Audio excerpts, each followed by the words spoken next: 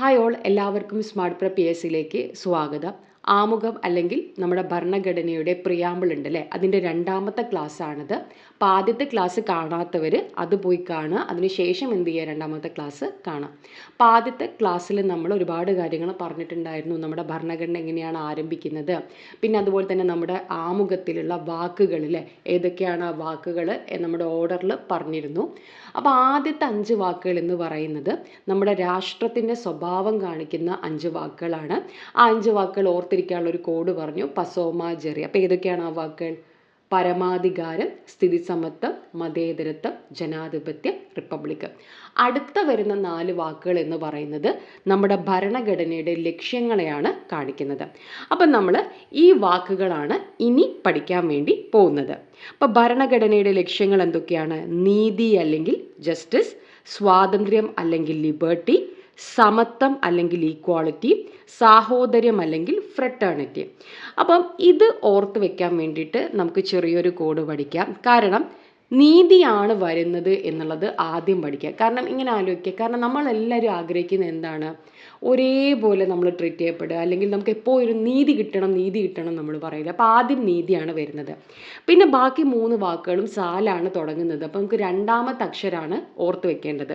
അപ്പം ത എന്ന് പറയുമ്പോൾ സ്വാതന്ത്ര്യം, പിന്നെയോ മ സമത്വം, പിന്നെ ഹ സാഹോദര്യം. അപ്പം നമുക്ക് എന്ത് ചെയ്യാൻ പറ്റും? ഈ വാക്കുകളും തെറ്റിപ്പോവാതെ ഓർക്കാൻ പറ്റും. കാരണം ഈ ഒരു ഓർഡർ പഠിക്കുക എന്ന് പറയുന്നത് വളരെ ഇമ്പോർട്ടൻ്റ് ആണ്. നീതി, സ്വാതന്ത്ര്യം, സമത്വം, സാഹോദര്യം. ഇനി നീതി എന്നതുകൊണ്ട് ഉദ്ദേശിക്കുന്നത് എന്താ നോക്കാം. നമ്മുടെ ആമുഖത്തിൽ 3 തരത്തിലുള്ള നീതിയാണ് പറയുന്നത്. ഏതൊക്കെയാണ്? സാമൂഹ്യ നീതി അല്ലെങ്കിൽ സോഷ്യൽ ജസ്റ്റിസ്, സാമ്പത്തിക നീതി അല്ലെങ്കിൽ എക്കണോമിക് ജസ്റ്റിസ്, രാഷ്ട്രീയ നീതി അല്ലെങ്കിൽ പൊളിറ്റിക്കൽ ജസ്റ്റിസ്. 3 തരത്തിലുള്ള നീതിയാണ്. ഇപ്പം നമുക്കറിയാം, ഓരോ ഭാഗത്തു നിന്നും PSC വളരെ ആഴത്തിൽ തന്നെ ചോദ്യങ്ങൾ ചോദിക്കുന്നുണ്ട്. അപ്പോൾ വെറും നീതി എന്ന് മാത്രം പഠിച്ചു വെച്ച് പോകരുത്. ഏതൊക്കെ തരത്തിലുള്ള നീതിയാണ്, എന്താണ് അതുകൊണ്ട് ഉദ്ദേശിക്കുന്നത് കൂടെ എന്ത് ചെയ്യണം, മനസ്സിലാക്കി വെക്കണം. അപ്പം എന്താണ് സാമൂഹ്യ നീതി എന്ന് നോക്കാം, അല്ലെങ്കിൽ സോഷ്യൽ ജസ്റ്റിസ്. അതായത് ജാതി, നിറം, വർഗം, മതം, ലിംഗഭേദം ഇവയുടെ അടിസ്ഥാനത്തിലൊന്നും വിവേചനമില്ലാതെ രാഷ്ട്രം എന്ത് ചെയ്യണം, എല്ലാ പൗരന്മാരോടും തുല്യ പരിഗണന കാണിക്കണമെന്നാണ് പറയുന്നത്. സാമ്പത്തിക നീതി നമുക്കറിയാം, ആ പേര് തന്നെ ഉണ്ട് അല്ലേ. സാമ്പത്തിക ഘടകങ്ങളുടെ അടിസ്ഥാനത്തിൽ ഉള്ളവനും ഇല്ലാത്തവനും എന്ന പേരിലുള്ള വിവേചനം എന്ത് ചെയ്യാൻ പാടില്ല എന്നാണ് പറയുന്നത്. രാഷ്ട്രീയ നീതി എന്ന് പറഞ്ഞു കഴിഞ്ഞാൽ എല്ലാ പൗരന്മാർക്കും തുല്യ രാഷ്ട്രീയ അവകാശങ്ങളായിരിക്കണം. അല്ലാതെ പണം ഉള്ളവന് മാത്രം രാഷ്ട്രീയ അവകാശങ്ങൾ കൊടുത്താൽ മതിയോ? പോരാ. അപ്പോൾ ഇത്തരത്തിലുള്ള 3 തരത്തിലുള്ള നീതിയാണ് നമ്മുടെ ആമുഖത്തിൽ പറയുന്നത്. സാമൂഹ്യ നീതി, സാമ്പത്തിക നീതി, രാഷ്ട്രീയ നീതി. ഇനി നീതി എന്ന ആശയം എവിടെ നിന്നാണ് നമ്മുടെ ഭരണഘടന കടം കൊണ്ടതെന്ന് ചോദിക്കും. എവിടെ നിന്നാണ്? റഷ്യ അല്ലെങ്കിൽ സോവിയറ്റ് യൂണിയൻ. അപ്പം അതിങ്ങനെ ആലോചിച്ചാൽ മതി. നമുക്കറിയാം സോവിയറ്റ് യൂണിയൻ എന്തിൻ്റെ വക്താക്കളാണ്? സോഷ്യലിസത്തിൻ്റെ വക്താക്കളാണ്. സോഷ്യലിസം എന്താണ് നടപ്പാക്കാൻ ശ്രമിക്കുന്നത്? നീതിയാണ് നടപ്പാക്കാൻ വേണ്ടി ശ്രമിക്കുന്നത്. അപ്പോൾ സോവിയറ്റ് യൂണിയന്റെ തകർച്ചയ്ക്ക് ശേഷം ആ സ്ഥാനത്തേക്ക് മുന്നോട്ട് അല്ലെങ്കിൽ ഉയർന്നു വന്നിട്ടുള്ള രാജ്യമാണ് റഷ്യ എന്ന് പറയുന്നത്. അപ്പോൾ അതുകൊണ്ട് തന്നെ ചിലപ്പോൾ സോവിയറ്റ് യൂണിയൻ ആൻസർ വരുന്ന സ്ഥലത്തൊക്കെ ചിലപ്പോൾ റഷ്യ ആയിരിക്കും വരിക. അപ്പം രണ്ടും മനസ്സിലാക്കി വെക്കുക, ഏതാണെന്നുണ്ടെങ്കിലും കറക്റ്റ് ആണ് കേട്ടോ. അപ്പം നീതി എവിടെ നിന്നാണ് കടം കൊണ്ടത്? റഷ്യ അല്ലെങ്കിൽ സോവിയറ്റ് യൂണിയൻ എന്ന് നമുക്ക് പറയാൻ വേണ്ടി സാധിക്കും. അടുത്തത് എന്താണ്? സ്വാതന്ത്ര്യം അല്ലെങ്കിൽ ലിബർട്ടി ആണ് അല്ലേ, സ്വാതന്ത്ര്യം. അപ്പം എന്തൊക്കെ തരത്തിലുള്ള സ്വാതന്ത്ര്യമാണ് നമ്മുടെ ആമുഖത്തിൽ പറഞ്ഞിരിക്കുന്നതെന്ന് പഠിക്കണം. അപ്പം എന്താണ് സ്വാതന്ത്ര്യം? സ്ത്രീകളല്ല, വ്യക്തികളുടെ പ്രവർത്തനങ്ങളിൽ നിയന്ത്രണങ്ങളുടെ അഭാവമാണ്. അതായത് നമ്മൾ എപ്പോഴാണ് എനിക്ക് സ്വാതന്ത്ര്യമില്ല എന്ന് പറയാം? നമ്മളെ ആരെങ്കിലും നിയന്ത്രിക്കാൻ വേണ്ടിയിട്ട് ശ്രമിക്കുന്ന സമയത്താണ് അല്ലേ. അപ്പം വ്യക്തികളുടെ പ്രവർത്തനങ്ങളിൽ നിയന്ത്രണങ്ങളുടെ അഭാവത്തിനെയാണ് നമ്മൾ സ്വാതന്ത്ര്യം എന്ന് പറയുന്നത്. ഇതൊന്നും കാണാതെ ഒന്നും പഠിക്കേണ്ട, ഞാൻ ജസ്റ്റ് പറഞ്ഞു എന്ന് മാത്രമേ ഉള്ളൂ. നിങ്ങൾ പഠിക്കേണ്ടത് ഇതാണ്, ഏതൊക്കെ തരത്തിലുള്ള സ്വാതന്ത്ര്യത്തെ കുറിച്ചിട്ടാണ് ആമുഖത്തിൽ പറയുന്നതെന്നാണ്. ചിന്തയ്ക്ക്, ആശയപ്രകടനത്തിന്, വിശ്വാസത്തിന്, മതനിഷ്ഠയ്ക്ക്, ആരാധനയ്ക്ക് ഒക്കെയുള്ള സ്വാതന്ത്ര്യം ആര് നൽകുന്നുണ്ട്? നമ്മുടെ ഭരണഘടന നൽകുന്നുണ്ട്. അതിനുവേണ്ടി ശ്രമിക്കുന്നുണ്ട്. നമുക്ക് കാണാൻ പറ്റും നമ്മുടെ മതസ്വാതന്ത്ര്യം എവിടെ ഉറപ്പ് വരുത്തുന്നുണ്ട്? നമ്മുടെ മൗലികാവകാശങ്ങളിൽ 25 മുതൽ 28 വരെ കൃത്യമായി പറയുന്നുണ്ട് അല്ലേ. നമുക്ക് മതത്തിൽ വിശ്വസിക്കാൻ മാത്രമല്ല, നമുക്ക് വേണേൽ നമ്മുടെ മതം എന്ത് ചെയ്യാൻ പറ്റും? പ്രചരിപ്പിക്കാൻ പറ്റും അല്ലേ. അപ്പം ഇതൊക്കെ കൃത്യമായിട്ട് തന്നെ പറയുന്നുണ്ട്. അപ്പം എന്തിനൊക്കെയാണ്? ചിന്തയ്ക്ക് എന്തൊക്കെ തരത്തിലുള്ള സ്വാതന്ത്ര്യമാണ് പറയുന്നത്? ചിന്ത, ആശയപ്രകടനം, വിശ്വാസം, മതനിഷ്ഠ, ആരാധന, thought, expression, belief, faith, worship. അപ്പോൾ വേണേൽ നമുക്ക് ലാസ്റ്റ് വേർഷിപ്പ് ആണെന്ന് ആലോചിക്കാം. കാരണം എന്ന് വെച്ച് കഴിഞ്ഞാൽ ഒരു വിശ്വാസം എന്ന് പറയുന്ന ആദ്യം നമ്മളടുത്ത് ഒരു തോട്ടായിട്ടാണ് ഉള്ളിൽ വരിക അല്ലേ, ഒരു തോട്ടായിട്ട് വരും. പിന്നെ നമ്മുടെ തോട്ടൊക്കെ നമ്മൾ എക്സ്പ്രസ് ചെയ്യാൻ തുടങ്ങും. പിന്നെ നമുക്കൊരു ഉറച്ച വിശ്വാസം വരും എന്നാലോചിക്കാം അല്ലേ, ബിലീഫ്, ഫെയ്ത്ത് വരും. പിന്നെ എന്ന് പറയുന്നത് അവസാനമാണ് വർഷിപ്പിലേക്ക്, മതനിഷ്ഠയിലേക്ക് എത്തുക, ആരാധനയിലേക്ക് എത്തുക. എന്താണ് അവസാനത്തിലേക്കാണ്. അങ്ങനെ നമുക്കൊന്ന് ആലോചിച്ച് വയ്ക്കാം. ചിന്ത, ആശയപ്രകടനം, വിശ്വാസം, മതനിഷ്ഠ, ആരാധന. അടുത്തതാണ് സമത്വം. സമത്വം എന്ന് പറഞ്ഞാൽ എന്താണ്? അതായത് കുറച്ച് ആൾക്കാർക്ക് മാത്രം പ്രത്യേകമായിട്ടുള്ള ആനുകൂല്യങ്ങളൊന്നും ഇല്ലാതെ എല്ലാവരും ഒരുപോലെ, അതാണല്ലേ സമത്വം എന്ന് പറയുന്നത്. വിവേചനം കൂടാതെ എല്ലാ വ്യക്തികൾക്കും മതിയായ അവസരങ്ങൾ നൽകൽ. അപ്പൊ എന്തൊക്കെ തരത്തിലുള്ള സമത്വമാണ് പറയുന്നത് നമ്മുടെ ആമുഖത്തില്? പദവിയിലും അവസരത്തിലുമുള്ള സമത്വം. ഇതെന്ത് ചെയ്തിട്ടുണ്ട്? PSC ചോദിച്ചിട്ടുണ്ട്. ഏതാണ്? സ്റ്റാറ്റസ് ആൻഡ് ഓപ്പർച്യൂണിറ്റിയിലുള്ള സമത്വമാണ് പറയുന്നത്. അപ്പം നമുക്കറിയാം നമ്മുടെ മൗലികാവകാശങ്ങളിൽ ആദ്യം തന്നെ വരുന്നത് എന്താണ്? സമത്വമാണ് അല്ലേ. അപ്പം അവിടെ നമുക്കറിയാം ആർട്ടിക്കിൾ 14 പറയുന്നുണ്ട്, നിയമത്തിന് മുന്നിൽ എല്ലാവരും തുല്യരാണ് എന്ന് പറയുന്നുണ്ട് അല്ലേ. ആർട്ടിക്കിൾ 16 എന്താ പറയുന്നത്? ആർട്ടിക്കിൾ 16 പറയുന്നത് നമ്മൾ ഗവൺമെൻറ് ഉദ്യോഗങ്ങളിലേക്കുള്ള കൃത്യമായിട്ടുള്ള തുല്യ സമത്വം വേണം എന്ന് പറയുന്നുണ്ട്. ഇത്തരത്തിലുള്ള റിക്രൂട്ട്മെൻറ്റും കാര്യങ്ങളും ഒക്കെ നടക്കുമ്പോൾ തുല്യ സമത്വം അല്ലെങ്കിൽ തുല്യ അവസരങ്ങളായിരിക്കണം ഉണ്ടായിരിക്കേണ്ടതെന്ന് പറയുന്നുണ്ട്. അപ്പോൾ പദവിയിലും അവസരത്തിലുമുള്ള സമത്വമാണ്. അതുപോലെ തന്നെ 18 എന്ത് ചെയ്യുന്നുണ്ട്? നമ്മുടെ തലക്കെട്ടുകൾ അല്ലേ, അക്കാദമിക്, മിലിറ്ററി ഒഴികെയുള്ള തലക്കെട്ടുകൾ നിർത്തലാക്കുന്നുണ്ട്. അപ്പം അതിലൂടെയും എന്താണ്? എല്ലാവരും തുല്യരാക്കി മാറ്റാണ് അല്ലേ, താഴോട്ട് കൊണ്ടുവരികയാണ്. അപ്പം പ്രത്യേക ആനുകൂല്യങ്ങളുടെ അഭാവത്തിനെയാണ് നമ്മൾ സമത്വം എന്ന് പറയുന്നത്. പദവിയിലും അവസരത്തിലുമുള്ള സമത്വത്തെക്കുറിച്ച് പറയുന്നു. അടുത്ത വാക്കാണ് സാഹോദര്യം. നമ്മൾ ചെറിയ ക്ലാസ്സുകളിൽ തൊട്ട് തന്നെ നമ്മൾ പ്രതിജ്ഞ ചൊല്ലാറുണ്ട്. എന്താണ് നമ്മുടെ പ്രതിജ്ഞ? India is my country, all Indians are my brothers and sisters. എന്താണ് അവിടെ ചെയ്യുന്നത്? ഒരു സൈക്കോളജിക്കൽ മൂവാണ് അല്ലേ. കാരണം നമ്മൾ ഇന്ത്യ എന്ന് പറയുന്ന അത്രയും വൈവിധ്യമുള്ള ഒരു രാജ്യമാണ്. നമുക്ക് മറ്റുള്ളവർ അംഗീകരിക്കുക എന്ന് പറയുന്ന അത്രയും കുറച്ച് ബുദ്ധിമുട്ടുണ്ട്. കാരണം എല്ലാവരും നമ്മളെപ്പോലെയല്ല. ഇപ്പോൾ കേരളത്തിൽ തന്നെ നമ്മളൊരു വടക്ക് തൊട്ട് താഴത്തേക്ക് വരെ നോക്കിക്കഴിഞ്ഞാലും ഒരുപാട് കാര്യങ്ങളിൽ വ്യത്യാസമുണ്ട്. അപ്പോൾ അതുകൊണ്ട് തന്നെ എന്ന് വെച്ച് കഴിഞ്ഞാൽ നമ്മൾ ചെറുപ്പം തൊട്ടേ നമ്മുടെ മനസ്സിൽ ഊട്ടി ഉറപ്പിക്കുകയാണ് ഇന്ത്യക്കാരെല്ലാവരും സഹോദരി സഹോദരന്മാരാണ്. അതായത് അതിൻ്റെ ഉത്തരം അല്ല, അതിന് ഉദ്ദേശിക്കുന്നത് എന്താണ്? നമ്മളെല്ലാവരും സഹോദരി സഹോദരന്മാരാണ് അല്ല അല്ലേ. അതൊരു സൈക്കോളജിക്കലായിട്ട് നമ്മുടെ മനസ്സിൽ ഒരു എല്ലാവരും നമ്മുടെ ആൾക്കാരാണ് എന്നുള്ളൊരു മൈൻഡ് സെറ്റ് ക്രിയേറ്റ് ചെയ്യുകയാണ് ചെയ്യുന്നത്. അപ്പം നമ്മളിത് കുറേ കൂടെ 2 കാര്യങ്ങളിലൂടെയാണ് നമ്മളിത് നടപ്പാക്കാൻ വേണ്ടി ശ്രമിക്കുന്നത്. ഒന്ന് ഏക പൗരത്വം. നമുക്ക് സംസ്ഥാനങ്ങൾക്ക് പ്രത്യേക പൗരത്വം അല്ലെങ്കിൽ വേറെ രാജ്യത്തെ പൗരത്വം ഒന്നും എടുക്കാൻ പറ്റില്ല അല്ലേ. നമുക്ക് ഏക പൗരത്വമാണ്. നമ്മൾ വേറൊരു രാജ്യത്തെ പൗരത്വം നമ്മൾ എടുക്കാം, പക്ഷേ എന്ത് ചെയ്യും? ഓട്ടോമാറ്റിക്കലി നമ്മുടെ പൗരത്വം ഇല്ലാതാവും. ഇനിയോ മൗലിക കടമയിൽ പറയുന്നുണ്ട് അല്ലേ, സാഹോദര്യം വളർത്തണം, നിങ്ങൾ തമ്മിൽ തല്ലരുത് അല്ലേ, ഐക്യവും അഖണ്ഡതയൊക്കെ സൂക്ഷിച്ച് നിങ്ങളുടെ സാഹോദര്യം പുലർത്തണം എന്ന് പറയുന്നുണ്ട്. അപ്പം ആമുഖത്തിലെ സാഹോദര്യം എന്ന വാക്ക് ഉൾപ്പെടുത്താൻ വേണ്ടി നിർദ്ദേശിച്ചത് ആരാണ്? അത് നമ്മുടെ അംബേദ്കർ ആണ്. ഇനി ഇത് PSC സ്ഥിരമായിട്ട് ചോദിക്കുന്നതാണ്. സ്വാതന്ത്ര്യം, സമത്വം, സാഹോദര്യം, റിപ്പബ്ലിക്, ഈ 4 വാക്കുകളും നമ്മൾ കടം കൊണ്ടത് ഫ്രാൻസിൽ നിന്നാണ്. ഈ സ്വാതന്ത്ര്യം, സമത്വം, സാഹോദര്യം നമുക്കറിയാം ഫ്രഞ്ച് റവല്യൂഷന്റെ ഭാഗമായിട്ട് മുഴങ്ങിക്കേട്ടിട്ടുള്ള മുദ്രാവാക്യമാണ് അല്ലേ. അപ്പം സ്വാതന്ത്ര്യം, സമത്വം, സാഹോദര്യം, റിപ്പബ്ലിക് 4 വാക്കുകളും നമ്മൾ ഫ്രാൻസിൽ നിന്നാണ് അല്ലെങ്കിൽ ഫ്രഞ്ച് ഭരണഘടനയിൽ നിന്നാണ് കടം കൊണ്ടിട്ടുള്ളത്. നമ്മുടെ ഭരണഘടനയുടെ ലക്ഷ്യങ്ങളെ കാണിക്കുന്ന 4 വാക്കുകളും നമ്മൾ പഠിച്ചു. നീതി, സ്വാതന്ത്ര്യം, സമത്വം, സാഹോദര്യം. ഇനി നമുക്ക് താഴോട്ട് ചെന്ന് കഴിഞ്ഞാൽ നമുക്കറിയാം ഐക്യവും അഖണ്ഡതയും പുലർത്തുവാനും എന്ന് പറഞ്ഞുകൊണ്ട് നമ്മൾ കണ്ടിട്ടുണ്ട് അല്ലേ. എന്താണ് ഈ ഐക്യവും അഖണ്ഡതയും കൊണ്ട് ഉദ്ദേശിക്കുന്നത്? ഇതിൽ തന്നെ ഈ അഖണ്ഡത എന്നുള്ള വാക്ക് നമുക്കറിയാം 1976 42ാം ഭേദഗതിയിലൂടെ കൂട്ടിച്ചേർത്തിട്ടുള്ളതാണ്. നമ്മുടെ ആർട്ടിക്കിൾ 1 അനുച്ഛേദം 1 പറയുന്നത് എന്താണ്? India that is Bharat shall be A union of States എന്നാണ് പറയുന്നത്. അതായത് ഇന്ത്യ അല്ലെങ്കിൽ ഭാരതം എന്ന് പറയുന്നത് സംസ്ഥാനങ്ങളുടെ ഒരു യൂണിയൻ ആയിരിക്കും. കൃത്യമായിട്ട് നമ്മുടെ ആർട്ടിക്കിൾ 1 തന്നെ നിർവചിക്കുന്നുണ്ട്. അതായത് അതായത് ഒരു സംസ്ഥാനങ്ങൾക്കും ഈ ഇന്ത്യയിൽ നിന്ന് വിട്ടുപോകാനോ നാളെ തൊട്ട് ഞങ്ങൾ രാജ്യമാണെന്ന് പറഞ്ഞ് ടാറ്റ ബൈ ബൈ പറഞ്ഞ് പോകാനോ ഒന്നും സാധിക്കില്ല.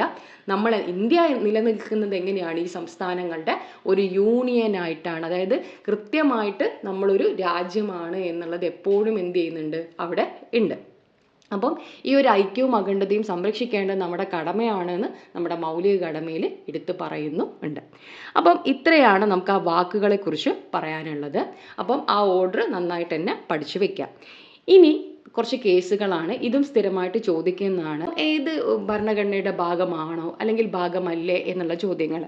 അപ്പോൾ ആമുഖം ഇന്ത്യൻ ഭരണഘടനയുടെ ഭാഗമല്ല എന്ന് പറഞ്ഞിട്ടുള്ള കേസാണ് എന്ത്? ബെറുബാറി കേസ്. എന്താണ്? ആമുഖം ഇന്ത്യൻ ഭരണഘടനയുടെ ഭാഗമല്ല എന്ന് പറഞ്ഞിട്ടുള്ള കേസാണ് എന്ത്? ബെറുബാറി കേസ്. പക്ഷേ അടുത്ത് വന്ന കേശവാനന്ദ ഭാരതി കേസ് 1973, വളരെ ഹിസ്റ്റോറിക്കൽ ഇമ്പോർട്ടൻസ് ഉള്ള ഒരു കേസാണ് കേശവാനന്ദ ഭാരതി കേസ്. ആമുഖം ഇന്ത്യൻ ഭരണഘടനയുടെ ഭാഗമാണ് എന്ന് പറഞ്ഞത് കേശവാനന്ദ ഭാരതി കേസിലാണ്. പക്ഷേ കേശവാനന്ദ ഭാരതി കേസിന് ഇത്രയധികം ഹിസ്റ്റോറിക്കൽ ഇമ്പോർട്ടൻസ് കിട്ടാൻ കാരണം അത് ആമുഖം ഇന്ത്യൻ ഭരണഘടനയുടെ ഭാഗമാണ് എന്ന് പറഞ്ഞത് കൊണ്ടല്ല, മറിച്ച് ഭരണഘടനയുടെ അടിസ്ഥാന ഘടനയെ ബാധിക്കുന്ന തരത്തിൽ ഭേദഗതി ചെയ്യരുത് എന്ന് പറഞ്ഞിട്ടുള്ളതും ഇതേ കേസ് തന്നെയാണ്. അതുകൊണ്ടാണ് അതിന് അത്രയ്ക്കും ഇമ്പോർട്ടൻസ് കിട്ടുന്നത്. അപ്പം ആമുഖം ഇന്ത്യൻ ഭരണഘടനയുടെ ഭാഗമാണ് എന്ന് പറഞ്ഞിട്ടുള്ളത് കേശവാനന്ദ ഭാരതി കേസിലാണ് 1973. പിന്നീട് വന്ന LIC ഓഫ് ഇന്ത്യ കേസിൽ 1995 സുപ്രീം കോടതി എടുത്തു പറയുകയാണ് എന്ത്? ആമുഖം ഭരണഘടനയുടെ അവിഭാജ്യ ഘടകമാണ് അല്ലെങ്കിൽ ഇൻ്റഗ്രൽ പാർട്ടാണ് എന്നുള്ള കാര്യം. അതുപോലെ ആമുഖം ഭേദഗതി ചെയ്യാൻ പറ്റുമോ? പറ്റും, പ്രശ്നമൊന്നുമില്ല അല്ലേ? ആമുഖം ഭേദഗതി ചെയ്യാൻ പറ്റും. പക്ഷെ അതിൻ്റെ അടിസ്ഥാന ഘടനയെ ബാധിക്കുന്ന തരത്തിൽ എന്ത് ചെയ്യരുത്? ഭേദഗതി ചെയ്യരുത്.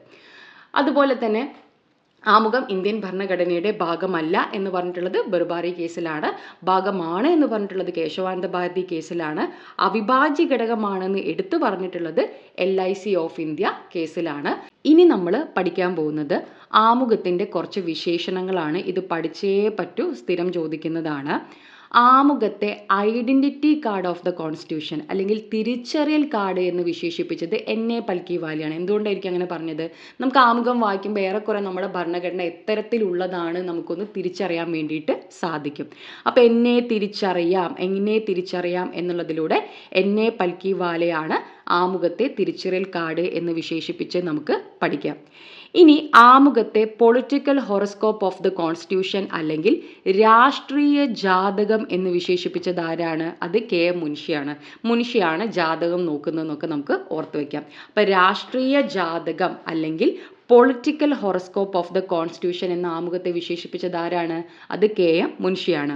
ഇനി കീനോട്ട് അല്ലെങ്കിൽ നമുക്ക് പറയാം സാരാംശം സാരാംശം എന്നാണ്. പക്ഷെ PSC പണ്ടുള്ളതിൽ താക്കോൽ എന്നൊക്കെ ചോദിച്ചിട്ടുണ്ട്. പക്ഷെ ഇനി അങ്ങനെ ചോദിക്കാൻ സാധ്യതയില്ല. കാരണം കീനോട്ട് എന്ന് പറഞ്ഞാൽ അതിൻ്റെ അർത്ഥം എന്താ? സാരാംശം എന്നാണ്, അല്ലാതെ താക്കോൽ എന്നല്ല.